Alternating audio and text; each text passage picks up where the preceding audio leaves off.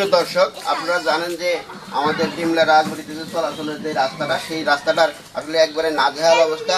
এখানে যে মানুষগুলি থাকে প্রায় 300 থেকে 400 ঘর, এখানে 3 থেকে 3,500 মানুষের বসবাস যে এলাকাটায়, সেই এলাকাটার মধ্যে রাস্তাঘাটের করুণ অবস্থা। আপনাদের যদি দেখাই যে এখন কিন্তু বৃষ্টি নাই, তারপরেও এখানে যে জলাবদ্ধতা আছে, আমরা মনে করি যে যখন বৃষ্টি হয় তখন এই এলাকা দিয়ে হাঁটার কোনো পরিবেশ থাকে না। সেই কারণে সিটি কর্পোরেশনের, যেহেতু এটা সিটি কর্পোরেশনের এলাকা, সেহেতু কিন্তু সিটি কর্পোরেশনের একটু দায়বদ্ধতা আছে যে তার নাগরিকরা কিভাবে এই সব এলাকায় থাকে। তো সেই কারণে আমরা বলবো যে সিটি কর্পোরেশনের অবশ্যই এইসব নিচু এলাকার রাস্তাঘাট ড্রেনগুলি করে দেওয়া উচিত বলে আমরা মনে করি।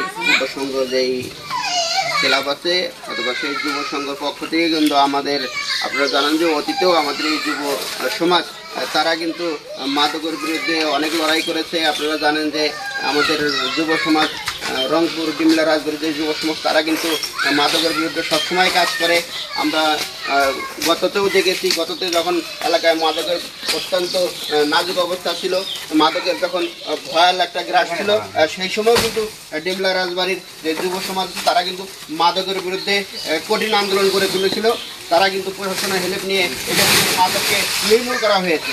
তো আবার আমরা যখন দেখি যে কোনো সময় যখন যেখানে ক্লান্তি, যেখানে বিপদ, সেখানে কিন্তু আমাদের ডিমলার যুব সমাজরা সবসময় এগিয়ে আসে। তো সেই ধারাবাহিকতা রক্ষা করার জন্য আপনারা জানেন যে এই এলাকাটা এমনি নিম্নমানের একটা নিচু একটা এলাকা।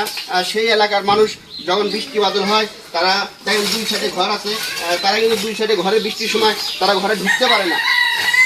আর সেই কারণে কিন্তু ডিমলা যুব সমাজের উদ্যোগে আজকে কিছু রাবি সেখানে ফেলানো হচ্ছে। যেহেতু আমরা সরকারি কোনো সাহায্য, সরকারি কোনো অনুদান আমরা পাচ্ছি না, এলাকাবাসীর দাবি, যেহেতু আমাদের বর্তমান রংপুর সিটিতে যারা কমিশনার আছেন তারা এখন দায়িত্বপ্রাপ্ত নাই, আমরা আশা করি যারা রংপুর সিটির যেসব কমিশনার দায়িত্বের মধ্যে আসবেন তারা অবশ্যই এই এলাকার দিকে নজর দেবেন, এই এলাকার রাস্তাঘাট উন্নয়ন করবে বলে আমরা আশা করি।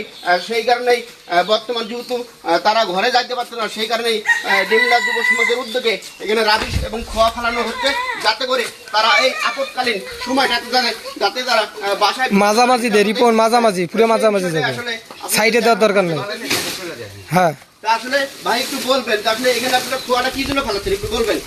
এখানে আমরা খোয়াটা ফেলাচ্ছি এই কারণে যে এই রাজবাড়ি এলাকাটা অনেক বড়, এখানে অনেক ঘনবসতি থাকে, এখানে অনেক যারা কাউন্সিলর পদে খারাপে, যারা কমিশনার পদে খারাপে, তাদের এই রাজবাড়ির যে রাস্তাঘাটগুলো আছে এগুলোর দিকে খেয়াল করতে হবে, ড্রেন করতে হবে এবং উন্নয়ন যে কাজগুলো আছে এগুলো সম্পূর্ণ করতে হবে। বুঝলেন, আমরা এখন আমাদের এলাকাবাসীর যে যুব সমাজটা আছে, যুব সমাজের পক্ষ থেকে আমাদের যতটুকু করণীয় আমরা এর আবিষ্কার ফেলাচ্ছি, যাতে মানুষরা আপাতত হাঁটাচলা করতে দিন যেভাবে মাদক চলছিল, বন্ধ ছিল না আমার এলাকায় মাদক, আবার শুরু করে দিয়েছে মাদক।